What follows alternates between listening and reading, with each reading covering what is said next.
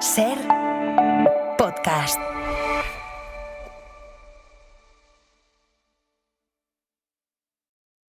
Llegas a decir que no. Santiago, buenas tardes. ¿Qué tal? Buenas ¿Cómo tardes. estás, amigo? ¿Qué tal? Bien. Oye, hoy como casi todas las semanas, si te parece, vamos a hablar del tema de la vivienda, que es sigue siendo el gran asunto económico, social y político en este país, la gran asignatura pendiente. Pero si te parece, antes de que nos transmitas tu opinión sobre los anuncios de novedades por parte del gobierno, lo de incentivar a los propietarios de vivienda que renueven el alquiler sin subir las bonificaciones del IRPF, lo de poner freno a la especulación a través de fórmulas, bueno, en fin. Antes de que hablemos de esto, mira, dos fotografías muy concretas de cómo este problema tan grave repercute en la vida cotidiana de las personas. La primera historia la tenemos en Castellón, en el barrio del Raval Universitario, donde hace tiempo ya, que están denunciando que proliferan los minipisos. ¿Qué son los minipisos? Pisos pequeños, sí, vale, pero que están construidos en trasteros, en bajos comerciales, y ahí se puede vivir. Pues parece que sí. Radio Castellón, Ángela Berlanga, buenas tardes. Hola, buenas tardes. Como bien comentabas, pues estos vecinos denuncian que se trataba de viviendas en construcción de apenas 30 metros cuadrados, lo cual sería el límite legal para considerarse una vivienda aquí, en la Comunitat Valenciana. Pero es que además alegan que la empresa encargada de la reforma no ha pedido permiso a la comunidad de vecinos, aunque fuentes consultadas por Radio Castellón sí que señalaban que se trata de un bajo reconvertido en viviendas y cuenta con licencia municipal para esas obras. Eso sí, los vecinos están preocupados también por la célula de habitabilidad y también porque estos nuevos pisos estén conectados a tuberías y desagües pensados para la mitad de las viviendas en esa finca. Escuchamos a uno de los vecinos. El problema que tenim així és que no són vivendes com toca, perquè són de 30 metres quadrats, totes assinades, i a més ho estan fent tot només partint de lo que seria una declaració inicialment només per a neteja, i només en neteja han arribat a fer tot el que esteu veient, on no n'hi ha cap muro ja, directament estan ficant els muros només els internos, per fora està tot foradat per a ficar portes i finestres, i van dir que ells, l'empresa que ho va plantejar va dir que ells no necessitaven demanar-nos permís de res a la comunitat. Bueno. Pues eso hablaban, que no necesitaban permiso de nada, que tenían en primer lugar pues ese permiso, para así decirlo, de limpieza en un bajo comercial que han convertido en 15 viviendas diferentes de 30 metros cuadrados. En la misma zona hemos visto viviendas de este estilo que se están alquilando a casi 500 euros al mes, y estos vecinos nos comentan que en la primera conversación que tuvieron con esta empresa promotora les hablaron hasta de vender uno de estos apartamentos de 30 metros cuadrados todavía en construcción por 90.000 euros. Toma ya. Muchas gracias, Ángela. Bueno, trasteros y bajos comerciales reconvertidos en minipisos en Castellón. Y en Gran Canaria, la crisis de la vivienda está llevando a algunas personas, yo creo que no solo en Gran Canaria, pero tenemos la noticia ahí, a vivir en embarcaciones, en sus embarcaciones. Esto es lo que hacía Margarita, una mujer de 71 años, que ayer fue desahuciada del barco en el que llevaba viviendo 5 años. Está atracado en el muelle deportivo del puerto de Las Palmas y la han echado. Ser Las Palmas, Carlos Moreno, buenas tardes. Hola, ¿qué tal? Muy buenas tardes, Francino. ¿Y por qué la han echado? Margarita llegó a las islas hace más de 20 años, desde Asturias. Empezamos por ahí, ¿no? Hace unos años su hijo enfermó de cáncer y falleció. Ella se quedó sin casa, destrozada y sin red familiar. No tiene contacto con su familia en Península, ha estado varios años en distintos recursos sociales y hace unos 5 tuvo la capacidad de ahorrar un poquito y se compró un barco para vivir. Ese barco se convirtió en su única vivienda. Desde 2023 la autoridad portuaria le ha ido requiriendo determinadas mejoras en su embarcación. O la solucionaba o procedían al desalojo del pantalán, que el barco no tenía mástil, no tenía el motor en buen estado o que presentaba daños estructurales que podían suponer, argumentan, un peligro incluso para ella misma, con peligro de hundimiento. La mujer, por su parte, ha ido pagando el alquiler del amarre. Sin embargo, no ha podido hacer frente a todas esas reparaciones que le pedían del navío, porque cobra una pensión de 600 euros, Francino. Yo. El desahucio tuvo imágenes ayer muy duras. Después de una conversación de más de 40 minutos con la Guardia Civil, ante el no rotundo de Margarita de marcharse, subieron al barco, se la llevaron a ella y a miembros de plataformas sociales que estaban en la cubierta apoyándola, en volandas, entre varios agentes.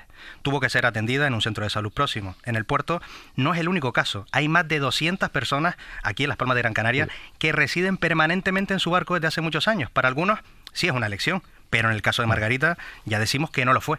Antonio Pérez es del movimiento Mi Barco Mi Casa, que también tiene una notificación para abandonar las instalaciones. Está empadronado en su barco. que hoy es un día triste. A una persona vulnerable la acaban de sacar de su domicilio y la acaban de poner de patitas en la calle. Creo que la autoridad portuaria ha actuado como una apisonadora, como un fondo buitre. Formamos parte de un pequeño grupo que cada vez va aumentando, que hemos sido notificados o con órdenes de desahucio. Vamos a ir poco a poco llegando a estar en la misma situación que Margarita. Probablemente dentro de poco, dentro de un tiempo, aparecerá un grupo de guardias civiles, me intentarán echar de mi domicilio. Y Margarita pudo ayer pasar la noche en una pensión facilitada por el ayuntamiento, pero lógicamente no es un lugar pensado para este tipo de perfiles de personas sin hogar, no para una persona mayor de 71 años. Hemos sabido que no ha pasado una buena noche, con gritos, peleas en dichos tal, y está buscando la manera de encontrar otra alternativa habitacional. Miembros de la plataforma Derecho al Techo han podido recoger hoy los efectos personales, porque Margarita se dejó todo en su barco, que fue remolcado a tierra, y nos afirman que para poder recuperarlo necesitaría al menos unos 4.000 euros, que sería el coste de la operación de vuelta al agua. Eso, sin saber cuánto costarían las reparaciones que le exigen. Repetimos, Francino, 600 euros de pensión, y el Ayuntamiento capitalino le paga una estancia de urgencia en una pensión de 2-3 noches como mucho. Muchas gracias, compañero.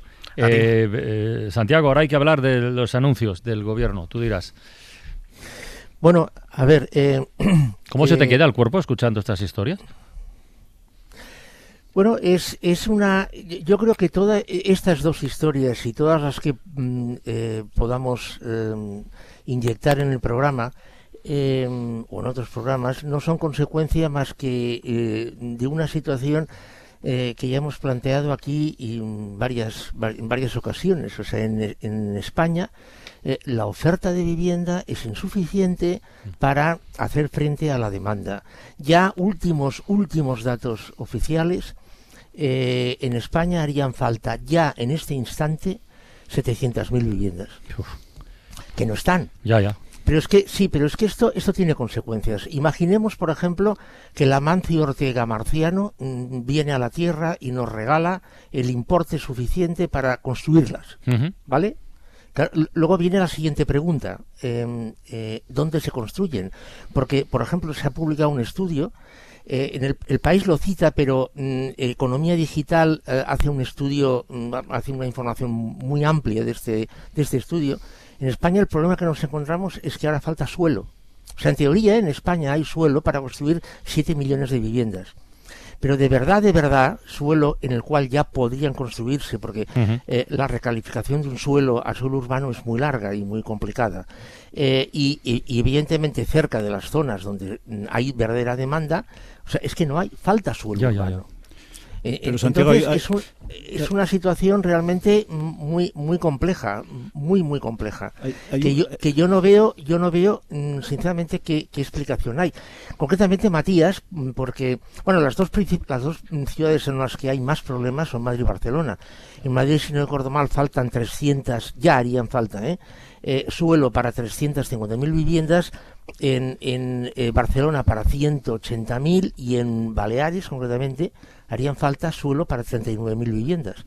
Claro, es que, a ver, una cosa es dinero, no hay dinero para construirlas, vale. La otra cosa es no hay acceso a financiación para que la gente para que la población las compre, o los alquileres son muy caros, pero es que ya ahora vamos al inicio, no hay suelo para edificarlas. Ya. Con lo cual la solución que han dado es, bueno, limitar y quitar las limitaciones en altura para subir más pisos.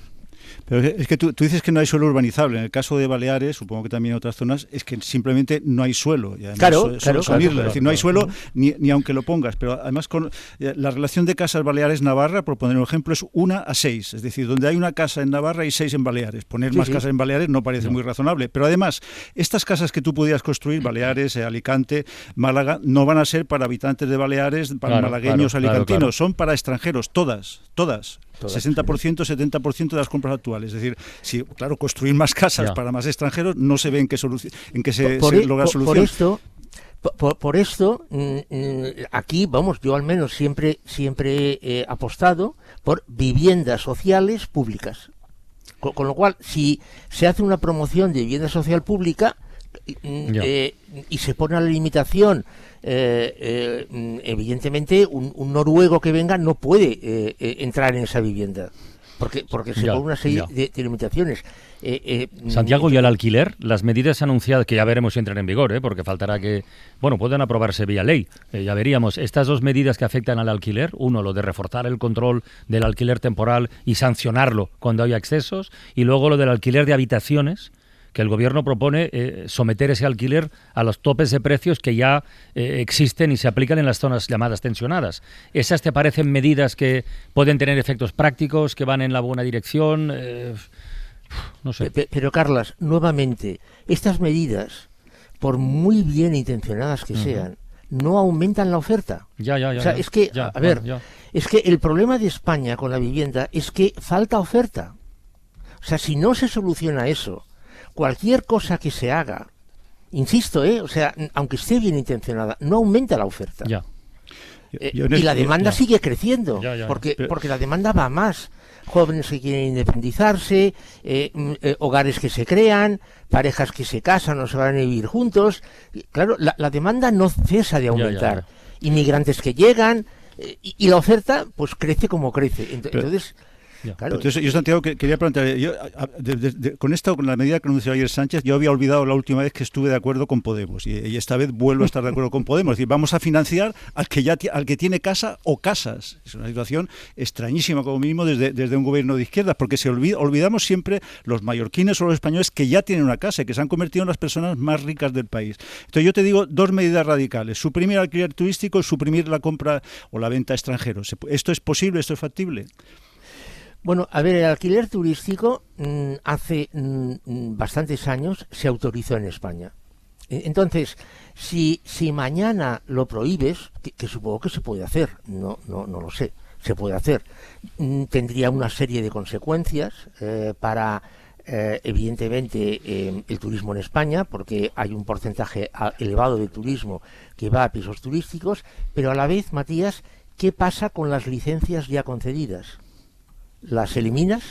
Entonces el Estado tendría cola en los juzgados para presentar denuncias. Yo